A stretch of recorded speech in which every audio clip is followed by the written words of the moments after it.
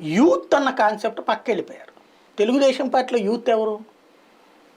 ఆ నాన్నల కొడుకులు, వారసులు, వాళ్ళ చుట్టూ తిరిగే కుర్రోళ్ళు అంతే కదా. ఇప్పుడు పరిటాల శ్రీరాము, గౌతు శివాజీ వాళ్ళ ఆవిడ చింతకాయల విజయ్, ఇట్లాంటి వాళ్ళు తప్పించి యూత్ లీడర్లు ఎవరున్నారు అసలు? కొత్తగా తయారు చేయట్లా.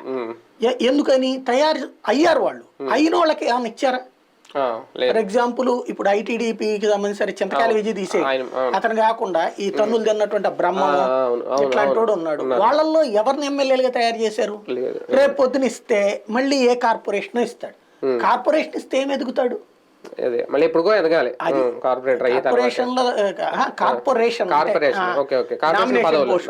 అవి తీసుకుని ఏం చేస్తారు?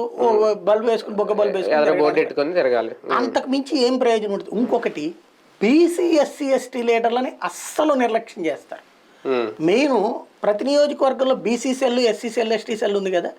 ఒక ఎమ్మెల్యే క్యాండిడేట్ వాళ్ళని పక్కన కూర్చోబెట్టుకుని ఇద్దరు కలిసి పనిచేసిన సందర్భం ఎన్ని ఉన్నాయి? ఇప్పటిదాకా అబ్జర్వ్ చేయండి ఒకసారి, వాళ్ళని అడగండి. నేను అనే దాంట్లో ఎంతవరకు వాస్తవం ఉందో. లేదు, అసలు పెద్ద ఆయనే పట్టించుకోకపోతే. ఒక పదవి వచ్చిందిలేండి అనురాధ గారికి, పాపం ఎమ్మెల్సీ వచ్చింది.